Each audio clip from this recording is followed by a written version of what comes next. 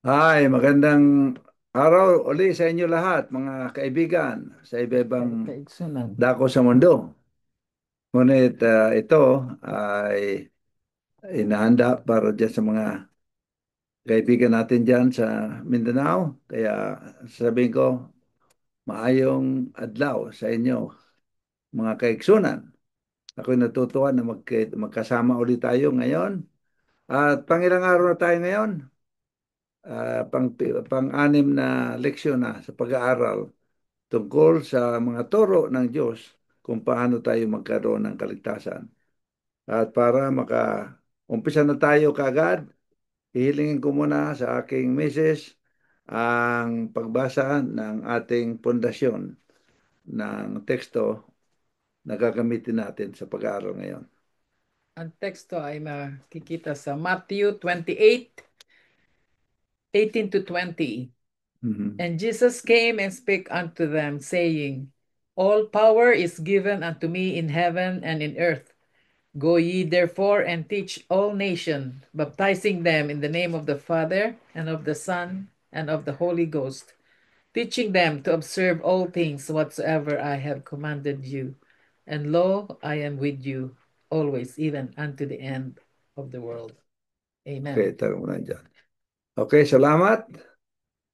Tayo ho ay mag-uumpisa na sa paghingi ng tulong sa Panginoong Diyos na tayo tulungan sa pag-aaral ngayon. Kaya pakiyuko ang ating mga ulo at ipikit ang ating mga mata. Okay. Panginoon Diyos, kami nagpapasalamat na muli na makakarinig uli kami ng mga salita sa inyo, mga turo ninyo, kung paano kami magkaroon ng kaligtasan sa inyo. Ngayon, pag-aaral na namin kung paano kami maging karapat-dapat at matanggap sa inyong kaharian. Kaya ipaalala niyo uli sa amin ang inyong awa, ang inyong grasya kung paano maugasan at malinis ang aming mga pangatawan at kung paano maging bago. Punuin niyo kami ng banal na espiritu upang maintindihan namin at lahat ng aming mapag-aralan at marinig ay may lagay namin sa aming kabuhayan. Ito ang dahilan kung bakit kami ay nandirito upang makinig sa inyo ngayong araw. Magsalita kayo sa amin ngayong araw na ito, Panginoong Diyos, at saan naman lahat ng aming marinig ay magbigay ng puri sa pangalan ninyo. Lahat ng bagay na ito hinihiling namin sa pangalan ng aming tagapagligtas na si Hesus Kristo. Amen. Amen. Okay, hanapin na natin yung pag-aaral natin ngayon.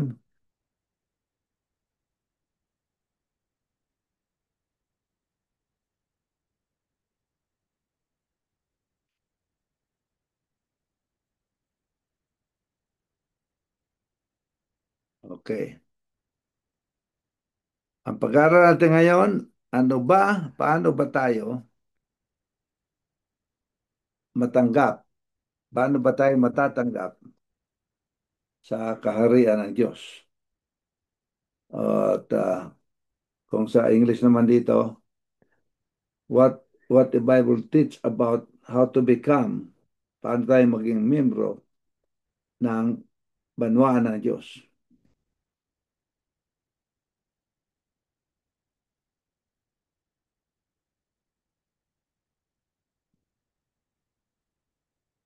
Okay, paano tayo maging membro ng banwaan ng Diyos?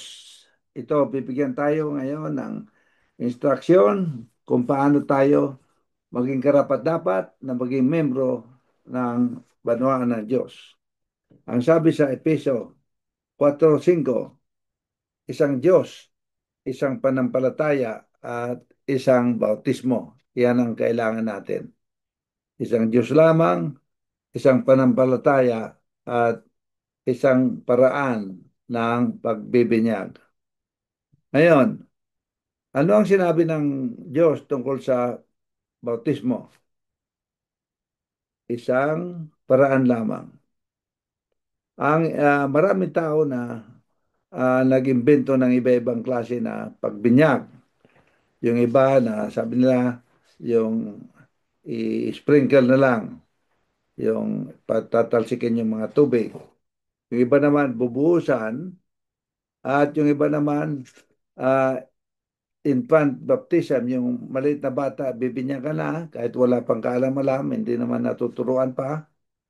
At ang isa ba naman ay total immersion, yung nilulubog sa tubig. Ano ba ang tama rito? Mayroong tinatawag na buffet baptism. Buffet. Iba-ibang tao, dahil sa karunungan ng mga tao na hindi naman kinukuha yung karunungan sa Diyos, iba-ibang bagay, iba-ibang inaimbento nila kung paano magbinyag. Yung iba nga, sabi ko, pinatatalsikan lang ng tubig. Yung iba, bubusan ng langis. Yung iba, bibigyan ng alak yung isang tao, sabihin, okay, bigyan siya ng alak, bigyan, okay, mag-toast tayo. Pag-toast, okay, banyag ka na. Tatanungin, naniniwala ka ba sa paniniwalang ito na ganito? Magtutos sila, binyag. Yung iba naman, may yung na kilala ko doon. Oh, tatlo ata, apat ata ang membro niya sa buong Canada. Gusto akong isali. Sa panglima ata ako. Sabi niya, oh, tatawagan ko yung leader namin. Pakausapin mo sa telepono para mabinyagan ka. Ang pagbinyag niya, tatawagan lang sa telepono. Kaya pala siya nahirapan na maghanap ng membro kasi yun ang paraan nila. Walang mga turo-turo, tanggapin mo lang, kakausapin ka sa telepono at pag tinanggap mo, binyag ka na. Isang ibang paraan yan. Yung iba naman, pabubuhusan ng rose petal at sari-sari. Yung iba, susulatan ka lang. Pag natanggap mo sulat, binyag ka na. Yan ang tinatawag na ah, baptism buffet. Yung buffet, yung sari-sari, iba-ibang klase. Pero ang tawag niya sa Biblia, mga counterfeit, mga peke na klase ng pagbinyag. Kaya kung ganyang klase ang inalok sa inyong pagbibinyag para tanggapin si Kristo, ay wag na lang kasi sabi sa Biblia, peke na mga paraan yon. Ang isang, ang autoridad na pagbibinyag ayon sa Biblia ay yung tama. Pero sabi sa Biblia, bago kayo magbinyag ng isang tao, dapat turuan muna. Kaya sabi sa mga disipulo, go and preach. Yung manabasa na misko, go and preach to all the world. Kaya yan ang ginagawa namin. Kaya nasa Canada, bakit kami nagbiyahe na napakalayong lugar dito sa Pilipinas upang ipahiwatig sa inyo ang turo. Sapagkat sabi ng Diyos, dapat maituro sa lahat ng bansa sa buong mundo. Iba-ibang lugar ng mundo nagtuturo. Kasi pag naturuan na lahat ng lugar sa mundo, ay tatapusin ng Diyos ang trabaho rito, nabigyan ng pagkakataon lahat ng tao na makarinig ng kanyang paanyaya kung paano sila magkaroon ng kaligtasan, kung paano sila magkaroon ng buhay na walang hanggan. Kaya darating na siya.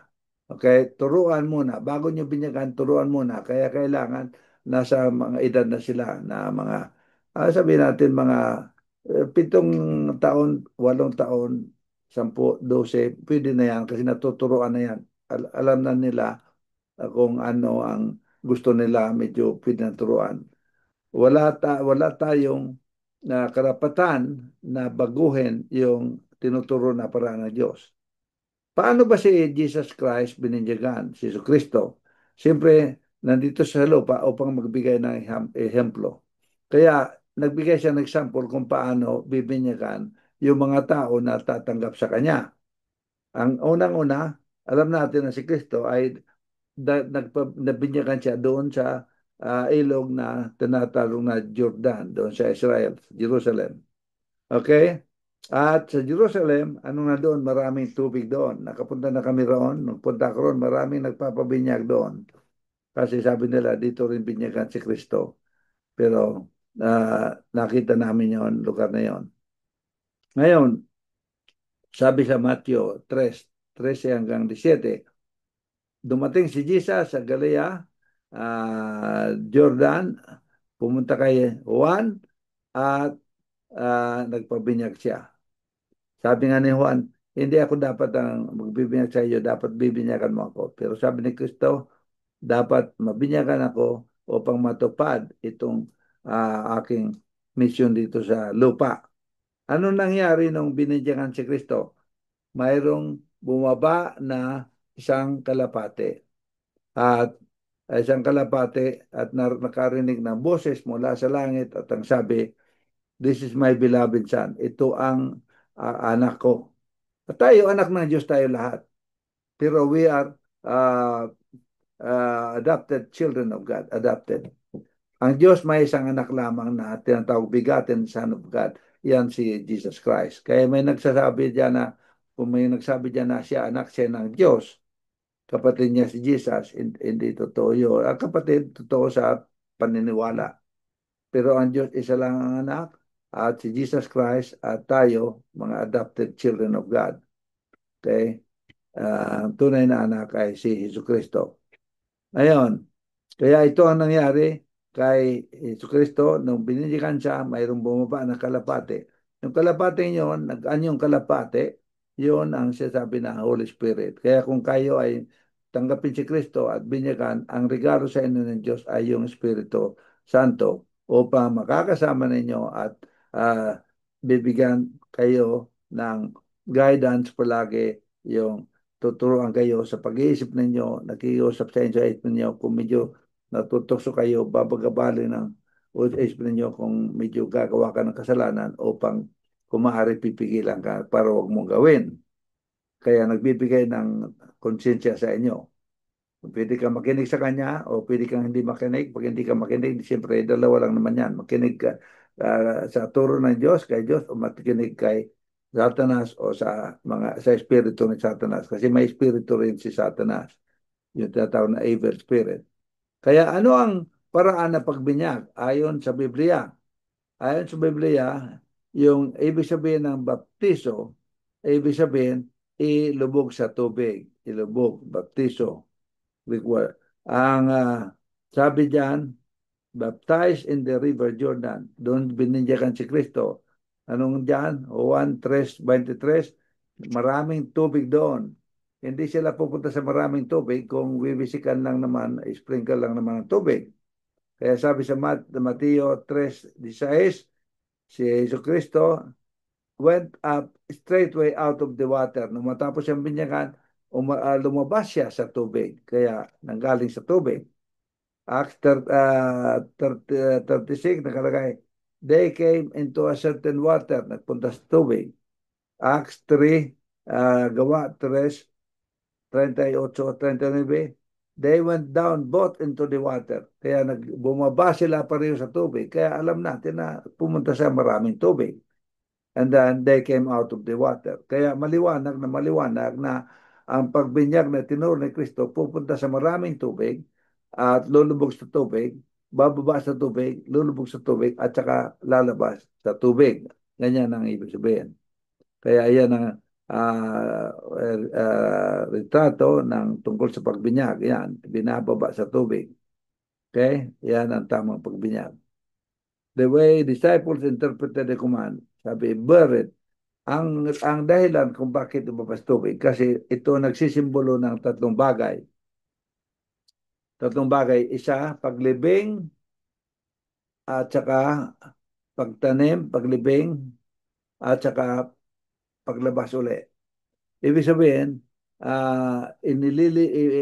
mamamatay tayo sa lumang buhay natin. Yung dating buhay natin, nagsisilbi tayo sa kasalanan. Nagsisilbi tayo kay Satanas kasi nakuha ni Satanas itong buong mundo nung natukso niya si Adam at si Eva. Ngayon, narinig niyo ang turo ng Diyos, kaya tatanggapin natin ang Diyos, nagdesisyon ka ngayon na mamamatay yung lumang sarili mo, mamamatay siya, yung lumang buhay mo, ililibing mo ngayon, aalisin mo na, aalis ka ngayon kay Satanas, at ililibing ka kasama niya sa paglibing, yung dating buhay ililibing, at lalabas ka ngayon sa tubig, parang burial, symbol of burial, namatay yung dating pagkatao, lalabas ka ngayon na bagong tao. Yung bagong pagkatao mo, hindi ka na nagsisilbi ng kasalanan, nagsisilbi ka na kay Kristo. Okay? Kaya yan ang ibig sabihin kung bakit dapat ilubog sa tubig. Kasi ang simbolo ng tubig ay lupa. Ang simbolo na paglubog sa tubig, inilibing yung iyong lumang pagkabuhay. At ang simbolo na paglabas sa tubig, ikaw ay bumangon sa bagong pagkabuhay na ang sinisilbihan mo hindi na si Satanas kundi si Kristo na. Yan ang ibig sabihin niyan. Ngayon, ay yung mga luma, kung sa pagbabiyahe namin, kasi marami kaming nabiyahe na ng mga lugar sa mundo, yung mga lumang mga simbahan sa Europa na mga napunta, kasi doon nag-umpisa yung mga sibilasyon, may usually karamihan ng mga lumang mga simbahan, mayroong mga hukay sa simbahan. Kasi yung unang mga pagsimba nila sa hukay na yon, nilalagyan ng tubig doon, binibinyakan yung mga tao na tumatanggap kay Kristo. Pero hindi ba may mga pagbabago kasi yung mga pagano nung tinanggap nila na maging Kristiyano, panahon ni Constantine, sabi nila, o Kristiyano na kami, ay ah, parang hindi convenient to sa kanila na lulubog sa tubig. Unang-una, baka maganda ang damit, babasahin ko pa yung damit ko, lahat yan. Kaya naimbento nila yung ibang paraan na i-sprinkle na lang ang tubig o sakin na lang. At invento nila na wag na turuan, bata pa, binyakan na. Kasi pag binigyan ng bata, lalaki na yan na dyan sa paniwalang yan. Minsan hindi na naghahanap ng katotohanan, hindi na nag-research, hindi na nag-aaral, kaya mamamatay sila sa ganong paniwala. Kaya kawawa naman.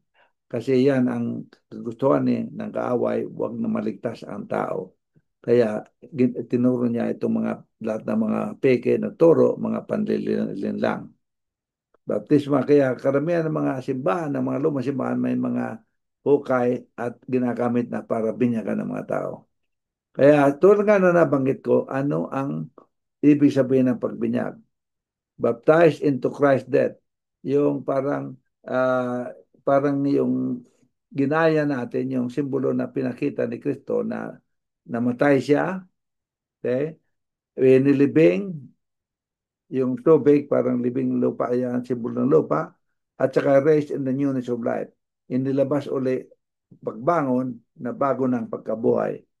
Naging crucified tayo, uh, na hindi na nagsisilbi sa kasalanan, kundi bagong buhay nagsisilbi Kristo. Dead indeed in sin, but alive in Christ. Namatay sa kasalanan, dahil ang dahilan lang kung bakit namamatay tayo dahil sa kasalanan. Si Kristo hindi nagkasala pero namatay siya. Bakit? Ipinakita lang sa atin, hindi demonstrate sa atin na pag tinanggap natin turo niya, sumunod tayo sa kanya, kahit tayo mamatay, mabubuhay tayo. Kasi marami dyan tuturo na tanggapin niyo ang turo ko at daan ko at kung mamatay kayo, bubuhayin ko kayo. Pero namatay sila, hindi naman sila nabuhay. Walang ebidensya na nabuhay sila, walang nakakita. Puro paniniwala ng mga tao. Kaya 1:3:5, born again of water and of spirit. Pinanganak uli sa tubig at saka sa spirito. Galatians 3:27, binigyan kay Kristo para ilagay iyong buhay nila para kay Kristo. At nilibing kasama ni Kristo, Colossians 2:12, at nabuhay parang kasama ni Kristo. Colossians 3, 1-3, if we then be risen with Christ, seek those things which are above. Pagka tayo nabuhay para kay Kristo, ang sisikapin natin na hanapin ay yung mga tungkol sa kalangitan. Okay? Yan ang mga bagay na yan.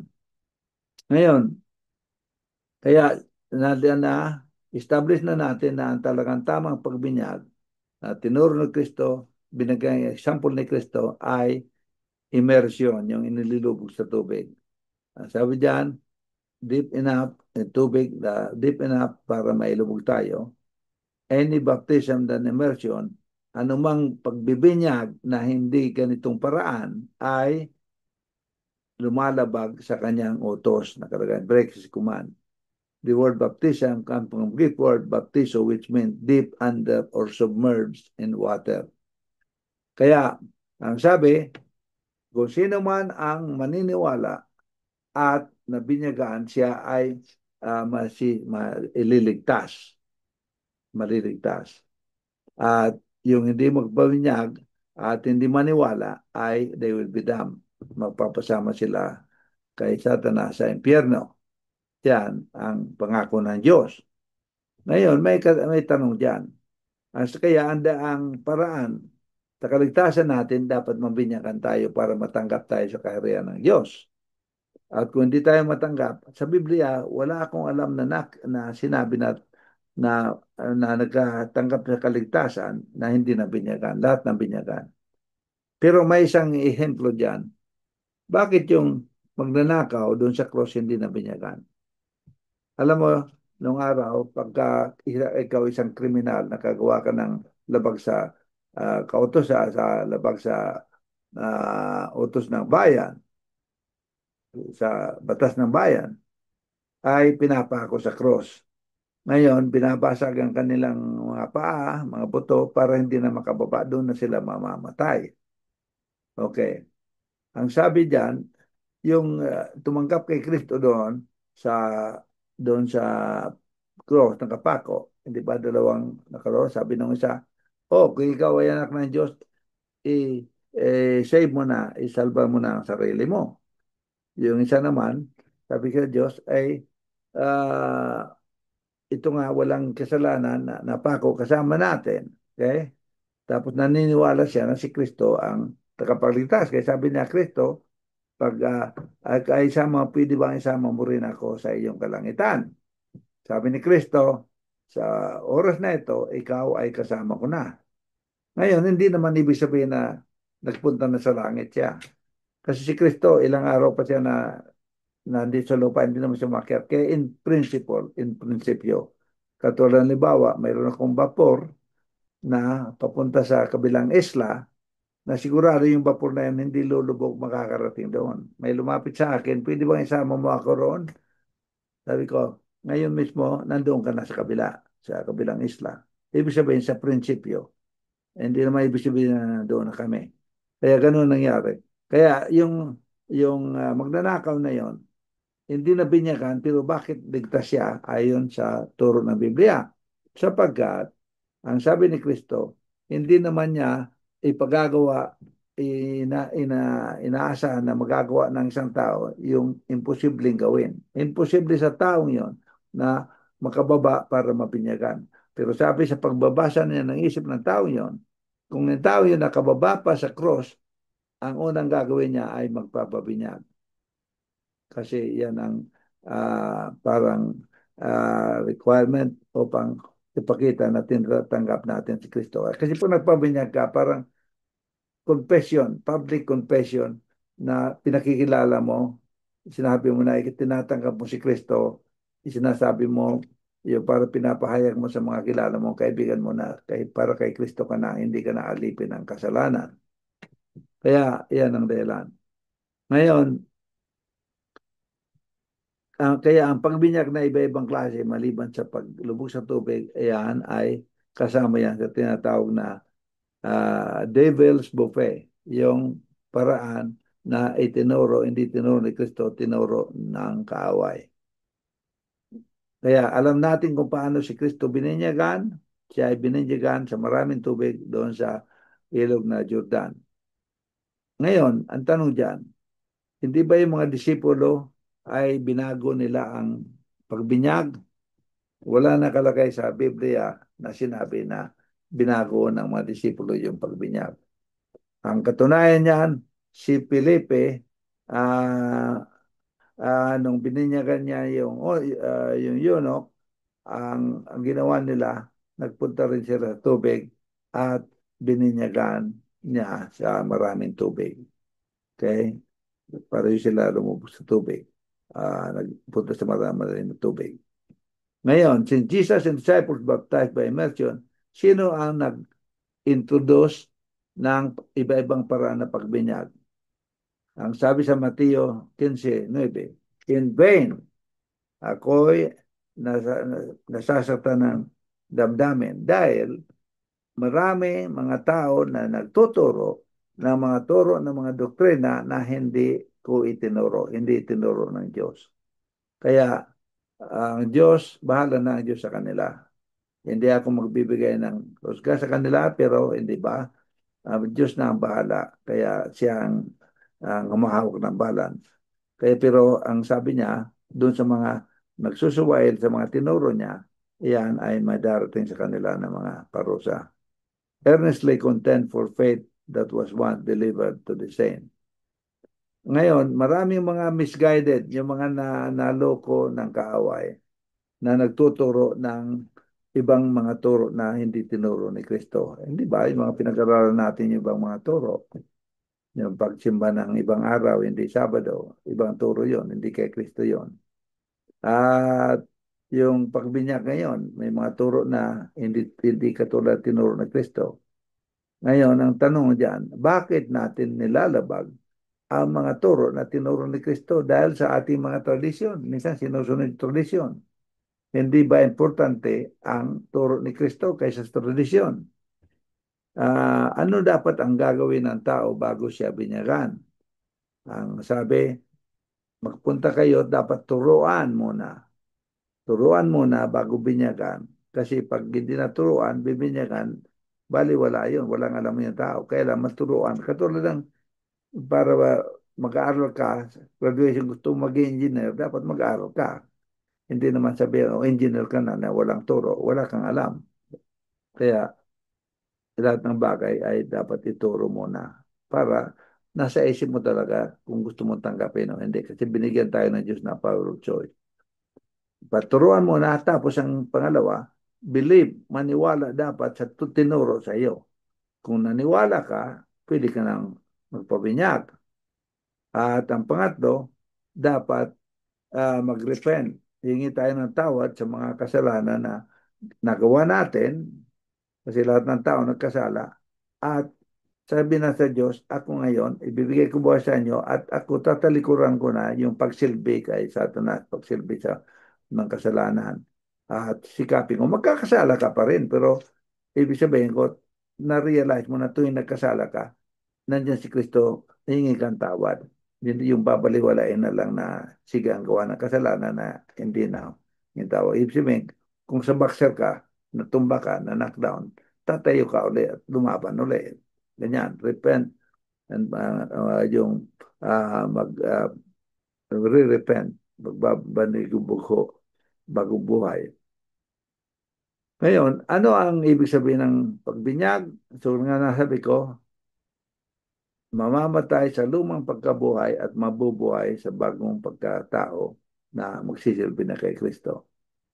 At nagpapahayag na tayo ay naniwala at tinanggap natin si Kristo sa kanyang kabuhayan at yung kanyang pagkamatay at resurrection, tinanggap natin at tayo ay naniwala. At ganun din ang mangyayari sa atin. Gaano katagal ba dapat tayo maghanda bago binyagan? Una-una, hindi na dapat maghanda. Pag dumating sa isip natin na gusto natin tanggapin si Kristo, pwede kang binyagan. Sabihin mo, gusto ko kay Kristo. Pag nakaisip ko ng ganon, lahat sa inyo, kung sa dumating sa isip ninyo na gusto kong tanggapin si Kristo, gusto kong maging maayos ang buhay ko, gusto kong kahit ako mamatay ay mabuhay uli at magkaroon ng buhay na walang hanggan, tanggapin mo at mabibinyagan ka. Tatanggapin ka sa binyagan. Isang mga ibang mga example, pakita ko sa inyo, hindi kailangan tumagal. Yung isang tresurero ng Ethiopia, nagbabiyahe sila, tinuruan siya ng disipulo tungkol sa pagbinyag, tungkol sa kay Kristo. Ang sabi niya, ayaw ko nang patagalin. Nakakita siya ng ilog, sige, baba na tayo, binyagan mo na ako. Ayaw ko nang magtagal pa. Okay? At yung Philippian jailer, yung nasa bilanggo doon kay Pablo, ang sabi niya, nung naturuan siya, Pablo, sabi niya, okay, ayaw ko na magsayang ng oras, binyagan mo na ako ngayon mismo. Hindi na kailangan.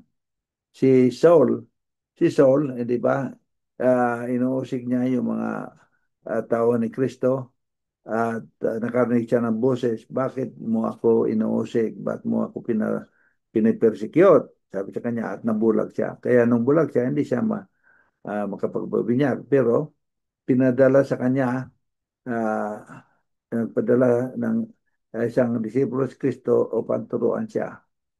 At nung tinuruan siya, nagdesisyon siyang magpabinyag. Pagkatapos ng 3 araw, siya ay nagpabinyag. Kasi magpapakita na tinanggap niya si Kristo. Si Cornelius, tinuruan siya sa araw na yon, nagpabinyag siya sa araw na yon. Pagka na turuan kayo, nakarinig na kayo ng mga turo, limang leksyon na napag-aralan natin. Napag-aralan natin kung gaano kalaki yung Diyos. Napag-aralan natin kung paano tayo liligtas ni Kristo. Napag-aralan natin kung bakit tayo namamatay at kung paano tayo buhay ni Kristo. Napag-aralan natin kung anong klaseng kabuhayan ang kailangan ibuhay natin para makita na tayo ay naniwala at sumusunod kay Kristo. Kaya kung sa padapkalan, kung tinatanggap natin yung turo na yon, pwede na kayong binyagan kung tinatanggap ninyo. At patatawarin kayo ni Kristo sa lahat ng pagkakasala at magpatawad din kayo sa iba. At yan ang para na matanggap sa kaharian ng Diyos. Tatanggapin niya tayo bilang anak at mga anak niya, sons and daughters of God. At wag na tayong magpa-ubaya pa, patagal-tagal. Kasi hindi mo alam kung anong mangyayari sa iyo. Alam mo, nung isang buwan, mga 3 weeks ago, bago kami, mga 3 weeks ago, doon dito, nagpunta kami sa restaurant, natagpuan ko yung isang kilala ko, yung engineer na gumagawa ng mga heating namin, lahat yan. Hindi ko nababakit yung pangalan.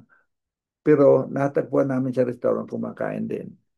Yung bagong restaurant dito sa Toronto.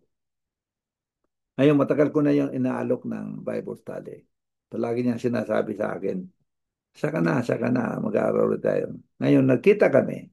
Siguro ginawa ng paraan, pinaubayan niya palagi, ginawa ng paraan ng Diyos na magkita kami para maalok ulit siya, mabigyan siya ng pagkakataon. Sabi ko, ka na, mag-aaral na tayo ngayon. Sabi niya, saka na muna, wala pa. Kung ano ng mga dahilan niya. Tapos, mga ilang araw, 3, 4 na araw, nagpunta ako, naglalakad-lakad kami ni Mrs. doon sa Promenade Mall, isang mall dito sa Toronto. Naglalakad-lakad kami, nakatagpuan ko yung ibang mga kakilala namin. Ang balita sa akin, alam mo ba, si ganito, namatay lang. 3 days ago, namatay. Sino? Binigay sa pangalan. Yung kaibigan ko, engineer na gumagawa ng mga heating namin, namatay pala 3 days ago. Sayang. Binigyan siya ng pagkakataon ng Diyos na matanggap niya ang Diyos. Binaliwala niya yung binaliwala niya, tinanggihan niya. Ngayon, namatay, hindi niya alam mamatay siya, natulog, hindi na gumising. Iyan ang pwedeng mangyari kung tayo magpaubaya, hindi tanggapin. Hindi ba yung mga tao na tinuturuan ni Noah, natanggapin niyo si Kristo, hindi yung pinasabi na sa kana o nagpaubaya. Nung dumating na yung tubig, yung baha, gusto nilang pumasok. Naniwala kami, naniwala na. Hindi na sila makapasok kasi sinara na ng anghel yung mga pintuan ng barko. Ganyan din, pag dumating yung close of probation, sinara na ng Diyos yung panahon na pag-desisyon kayo. Yan ang wala nang pag-asa. Kasi pwedeng buhay pa kayo, pwedeng mag-desisyon Diyos. Basahin mo sa Roma, nakalagay sa Roma na kahit buhay pa yung mga tao, minsan hinuhusga ng Diyos pag nakita niya na talagang hindi tatanggap, nahusga na minsan. Kaya, ang sabi sa Biblia, lahat tayo ay tinawag sa isang katawan ni Kristo. Ang mga tao na naniwala sa mga turo niya at gustong maligtas ay dapat magpabinyag. Kaya, ang pagpabinyag, hindi naman ibig sabihin tanggalin na yung mga tukso sa atin. May tukso pa rin. Pero pag tinukso tayo, medyo malakas na tayo na lumaban tukso. Sabihin natin Kristo, hindi ba si Kristo pag tinutokso, nakasulat sa banal na kasulatan na huwag mong tutuksoin ang banal na Diyos. Nakasulat sa banal na kasulatan na Ang tao hindi lang nabubuhay sa pagkain, kundi sa lahat ng salita ng Diyos. Kung palaging gagamitin mo ang mga nakasulat diyan na iyong pinapag-aralan, hindi ka mapipilitan ni Satanas. Ngayon, kailangan ba binyagan yung mga bata? Yung dapat hindi binyagan yung mga maliit na bata kasi wala pa silang alam. Dapat wag nang turuan. Hindi na pwede kasi parang katulad yan na hindi ko natuturuan yung bata kasi baka matutumba lang siya. Baka matumba lang. Kaya wag na turuan maglakad. Kaya kailangan yan. Pero hindi dapat binyagan yung wala pang alam o hindi pa pwedeng turuan. Kailangan maturuan muna. Ngayon, nag-represent the believer following Christ. Dapat ang ang kahulugan ng pagbinyag ay tayo ay tinatanggap natin si Kristo at tinatanggap natin na tayo ay sumusunod kay Kristo.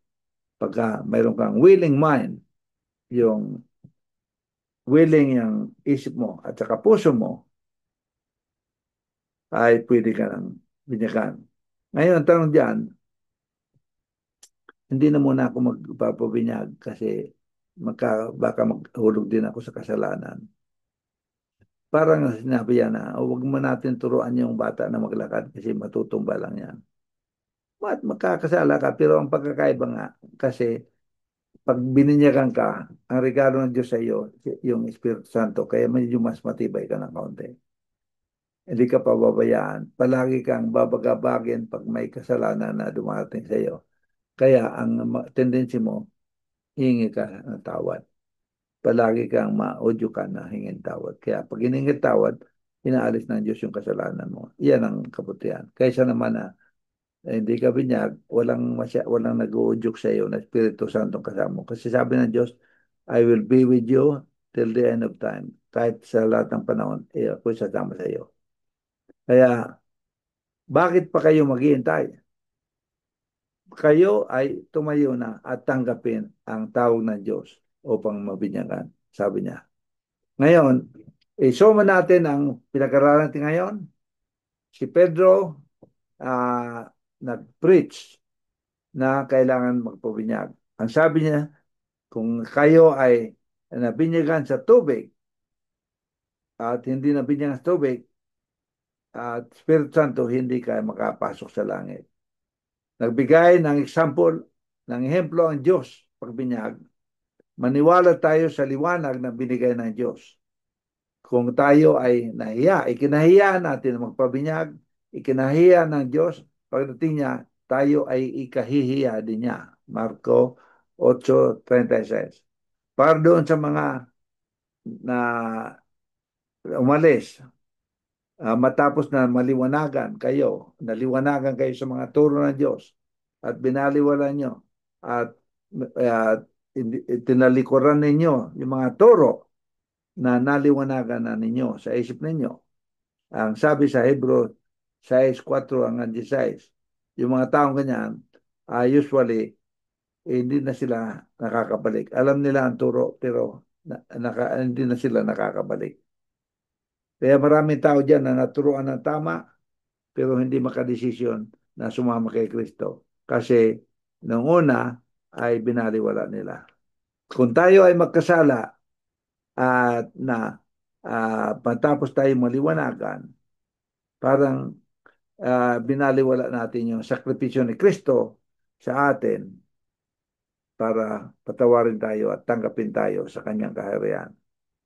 At kung ayaw natin manibagong buhay at manatili sa kasalanan, ay sabi sa Proverbs 28:13, hindi tayo magkakaroon ng kaligtasan.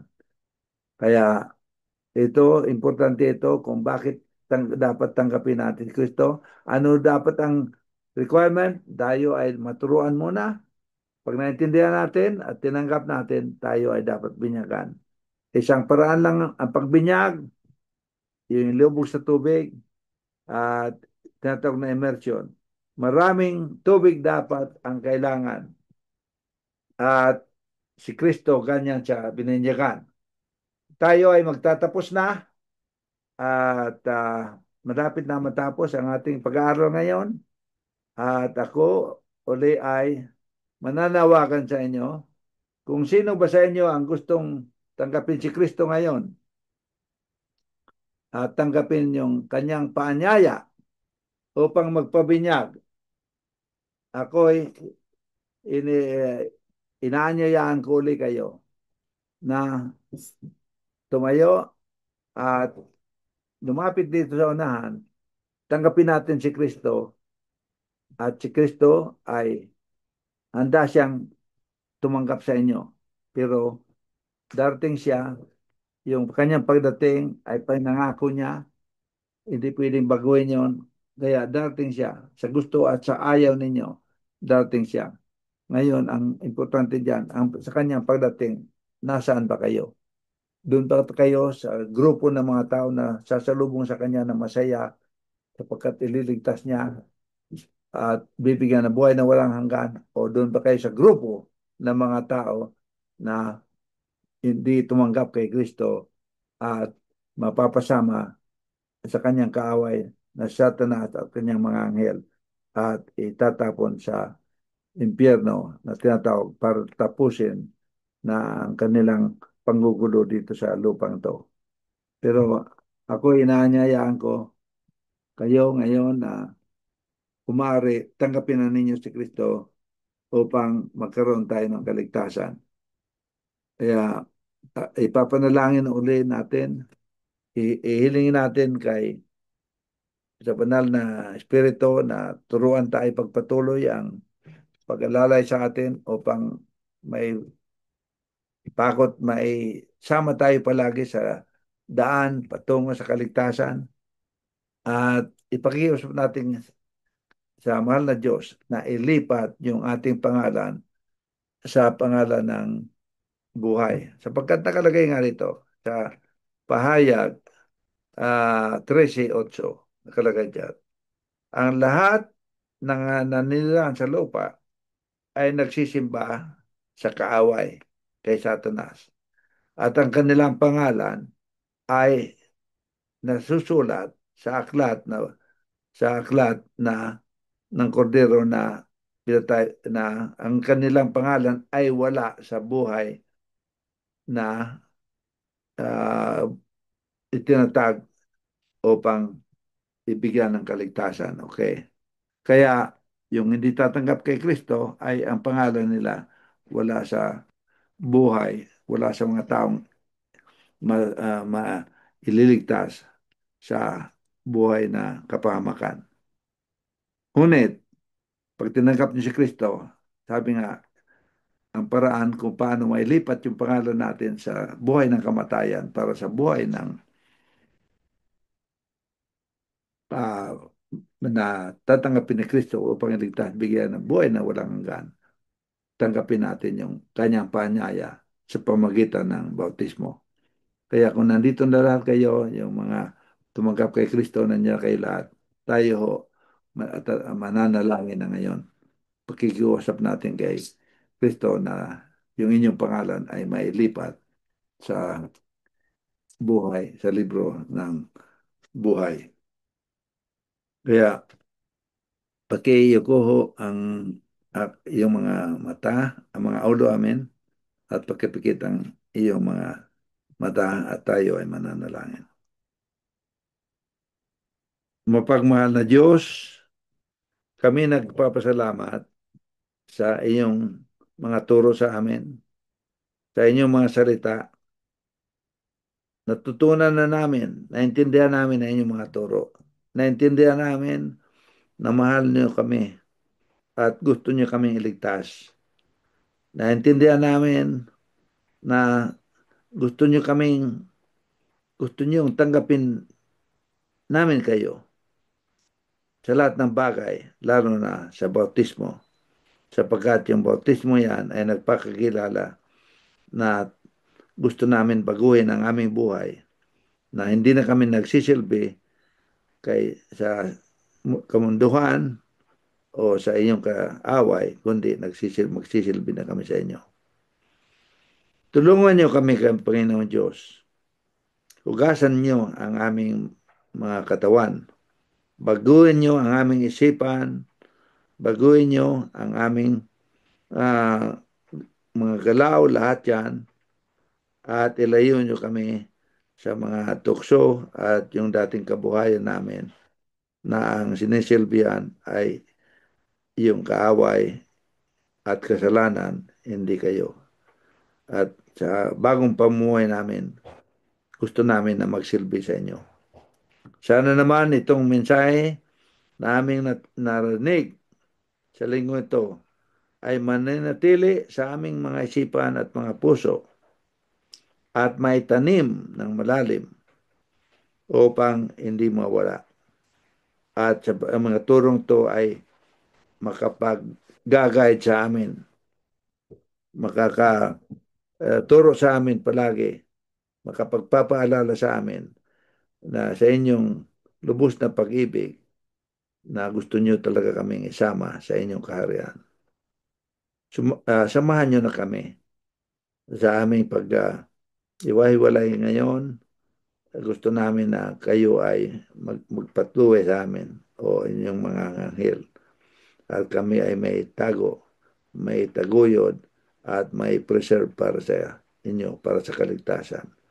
At lahat at yung Espiritu Santo, sana naman may sasama namin palagi sa aming kabuhayan upang magbibigay sa amin ng mga turo, tuloy-tuloy na turo na magpapalakas sa aming pagkabuhay ng Kristiyano.